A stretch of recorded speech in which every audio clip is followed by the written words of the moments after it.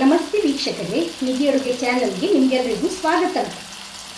ಇವತ್ತು sea food ಪ್ರಿಯರಿಗಾಗಿ ಒಂದು ಯಮ್ಮಿಯಾದ recipe ಮೀನಿನ ಮಸಾಲ ಫ್ರೈ ಜೊತೆಗೆ ಬಂದಿದ್ದೇನೆ.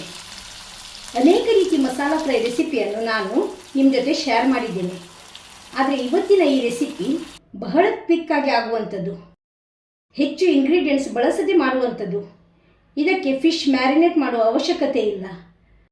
ಬಹಳ ಸರಳವಾದ ಈ ರೆಸಿಪಿ ಸೇಮ್ ರೆಸ್ಟೋರೆಂಟ್ನಲ್ಲಿ ಸಿಗುವಷ್ಟೇ ಟೇಸ್ಟಿ ಆಗ್ತದೆ.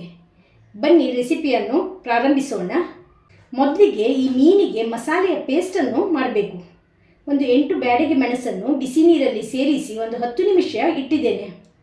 ಈ ರೀತಿ ಇಡುವುದರಿಂದ ಮಸಾಲೆ ಫೈನಾಗಿ ಪೇಸ್ಟ್ ಆಗ್ತದೆ ಹಾಗೂ ಮಸಾಲೆ ಕಲರ್ ಕೂಡ ಚೆನ್ನಾಗಿ ಕೆಂಪಗಾಗಿ ಬರ್ತದೆ. ಈಗ ಇದನ್ನು ನೀರಿಂದ ತೆಗೆದು ಮಿಕ್ಸರ್ ಜಾರಿಗೆ ಸೇರಿಸುವ ಹಾಗೂ ಒಂದು ಅರ್ಧ ಲಿಂಬೆ ಗಾತ್ರದ ಹುಣಸೆ ಹುಳಿಯನ್ನು ಸಹ ಇದರ ಜೊತೆಗೆ ಸೇರಿಸಿ ರುಬ್ಬಲು ಬೇಕಾದಷ್ಟು ನೀರನ್ನು ಸೇರಿಸಿ ಫೈನಾಗಿ ಇದನ್ನು ರುಬ್ಬಬೇಕು. ನೋಡಿ, ರುಬ್ಬಿದ್ದು ಆಗಿದೆ. ಈ ರೀತಿ ರುಬ್ಬಿ ಇಲ್ಲಿ ಇಟ್ಟಿದ್ದೇನೆ. ನೆಕ್ಸ್ಟ್ ಪ್ಯಾನನ್ನು ಇಲ್ಲಿ ಬಿಸಿಗಿಟ್ಟಿದ್ದೇನೆ. ಇದರಲ್ಲಿ ಒಂದು 4 ದೊಡ್ಡ ಸ್ಪೂನಷ್ಟು ತೆಂಗಿನೆಣ್ಣೆಯನ್ನು ಸೇರಿಸಿದ್ದೇನೆ. ಎಣ್ಣೆ ಇಲ್ಲಿ ಬಿಸಿಯಾಗಿದೆ. ಇದರಲ್ಲಿ ಒಂದು ಅರ್ಧ ಸ್ಪೂನಷ್ಟು ಉಪ್ಪಿನ ಹುಡಿ, 1/4 ಸ್ಪೂನ್ ಅರಿಶಿನ ಹುಡಿ, 1 ಸ್ಪೂನಷ್ಟು ಅಚ್ಚ ಖಾರದ ಹುಡಿ, 1/4 ಸ್ಪೂನಷ್ಟು ಕಾಳು ಮೆಣಸಿನ ಹುಡಿ ಸೇರಿಸಿ ಮೀಡಿಯಂ ಉರಿಯಲ್ಲಿ ಇದನ್ನು ಮಿಕ್ಸ್ ಮಾಡಿಕೊಳ್ಬೇಕು. ಈ ರೆಸಿಪಿಯನ್ನು 3 ಬಂಗುಡೆ ಮೀನು ಬಳಸಿ ಮಾಡ್ತಾ ಇದ್ದೇನೆ. ಇದನ್ನಿಲ್ಲಿ ಪ್ಯಾನಲ್ಲಿ ಸೇರಿಸುವ. ಮೀಡಿಯಂ ಫ್ಲೇಮಲ್ಲಿ ಇದನ್ನು ಒಂದು 2 ರಿಂದ 3 ನಿಮಿಷಗಳ ಕಾಲ ಹುರ್ಕೊಳ್ಬೇಕು. ಈಗ ನೋಡಿ, ಒಂದು ಬದಿ ಮೀನು ಫ್ರೈ ಆಗಿದೆ. ಇದನ್ನಿಲ್ಲಿ ತಿರುವಿ ಇನ್ನೊಂದು ಬದಿ ಕೂಡ ಕಾಯಿಸಬೇಕು. ಇನ್ನೊಂದು ಬದಿ ಕೂಡ ಒಂದು 3 ನಿಮಿಷ ಫ್ರೈ ಮಾಡಿದ ನಂತರ ಇದನ್ನು ಪ್ಯಾನಿಂದ ತೆಗೆದು ಒಂದು ಪ್ಲೇಟಲ್ಲಿ ಇಡುವ. ಮೀನು ನೋಡಿ ಈ ರೀತಿಯಲ್ಲಿ ಫ್ರೈ ಆಗಿದೆ. ನೆಕ್ಸ್ಟ್ ನೋಡಿ, ಅದೇ ಪ್ಯಾನಲ್ಲಿ ಎಣ್ಣೆ ಉಳಿದಿದೆ. ಪುನಃ ಎಣ್ಣೆ ಸೇರಿಸುವ ಅವಶ್ಯಕತೆ ಇಲ್ಲ. ಇದರಲ್ಲಿ ಒಂದು 25 ಚಿಕ್ಕ ನೀರುಳ್ಳಿ, ಸಾಂಬಾರು ನೀರುಳ್ಳಿ ಹೇಳ್ತೇವಲ್ಲ, ಅದನ್ನು ಸೇರಿಸಬೇಕು. ಈ ನೀರುಳ್ಳಿಯನ್ನು ಜಜ್ಜಿ ಎಣ್ಣೆಯಲ್ಲಿ ಸೇರಿಸಿದ್ದೇನೆ.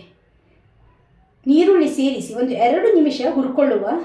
ನೀರುಳ್ಳಿಯ ರಾ ಸ್ಮೆಲ್ ಹೋಗುವಾಗ ಇದರಲ್ಲಿ 1 ಸ್ಪೂನಷ್ಟು ಶುಂಠಿ ಬೆಳ್ಳುಳ್ಳಿದು ಪೇಸ್ಟ್ ಹಾಗೂ ಒಂದು 5 ಗರಿಯ ಕರಿಬೇವಿನ ಎಲೆಯನ್ನು ಸೇರಿಸಿ ಹುರ್ಕೊಳ್ಬೇಕು.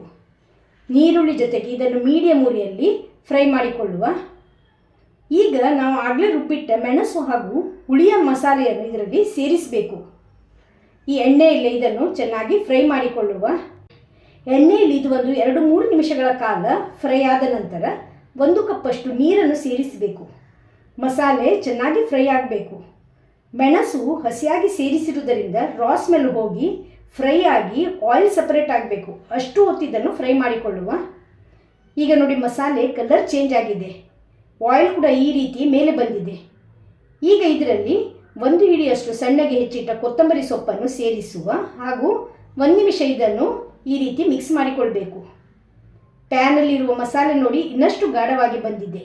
ಈಗ ಇದರಲ್ಲಿ ನಾವು ಆಗಲೇ ಫ್ರೈ ಮಾಡಿಟ್ಟ ಮೀನನ್ನು ಸೇರಿಸಬೇಕು. ಮೀನನ್ನು ಒಂದೊಂದಾಗಿ ಈ ಮಸಾಲೆಯಲ್ಲಿ ಸೇರಿಸುವ. ಉಪ್ಪು ಮೊದಲಿಗೆ ಸೇರಿಸಿರುವುದರಿಂದ ಪುನಃ ಸೇರಿಸುವ ಅವಶ್ಯಕತೆ ಇಲ್ಲ. ಒಂದು ಬದಿ ಮೀನು ಮೀಡಿಯಂ ಉರಿಯಲ್ಲಿ ಒಂದು 3 ನಿಮಿಷಗಳ ಕಾಲ ಫ್ರೈ ಮಾಡಿಕೊಳ್ಳುವ. ಈಗ ಒಂದು ಬದಿ ಮೀನು ಫ್ರೈ ಆಗಿದೆ. ಈಗ ಇದನ್ನು ತಿರುವಿ ಹಾಕಿ ಇನ್ನೊಂದು ಬದಿ ಕೂಡ ಫ್ರೈ ಮಾಡಿಕೊಳ್ಬೇಕು.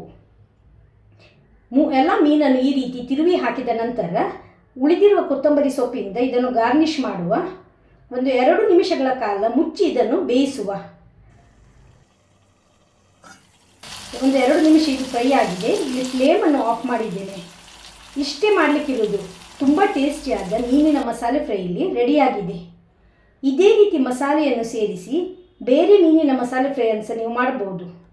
ಈ ಮಸಾಲೆ ಫ್ರೈಯ ವಿಶೇಷತೆ ಏನು ಹೇಳಿದರೆ, ಇದಕ್ಕೆ ಮೀನು ಮ್ಯಾರಿನೇಟ್ ಮಾಡಿಡುವ ಅವಶ್ಯಕತೆ ಇಲ್ಲ.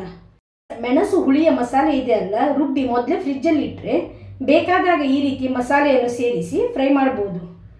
ನೀವಿದನ್ನು ಮೀನಿಗೆ ಮಾತ್ರವಲ್ಲ, ಎಗ್, ಪನ್ನೀರ್, ಬೇಬಿಕಾರ್ನ್ ಬಳಸಿ ಸಹ ಈ ರೀತಿ ಫ್ರೈ ಮಾಡ್ಬೋದು. ಟ್ರೈ ಮಾಡಿ ಹಾಗೂ ನಿಮ್ಮ ಅಭಿಪ್ರಾಯವನ್ನು ತಿಳಿಸಿ. ರೆಸಿಪಿ ವಿಡಿಯೋ ಇಷ್ಟವಾಗಿದ್ದಲ್ಲಿ ವಿಡಿಯೋಕ್ಕೆ ಲೈಕ್ ಕೊಡಿ, ಶೇರ್ ಮಾಡಿ ಹಾಗೂ ಚಾನಲನ್ನು ಸಬ್ಸ್ಕ್ರೈಬ್ ಮಾಡದೆ ನೋಡ್ತಾ ಇರುವವರು ದಯವಿಟ್ಟು ಸಬ್ಸ್ಕ್ರೈಬ್ ಮಾಡಿ. ಧನ್ಯವಾದಗಳು.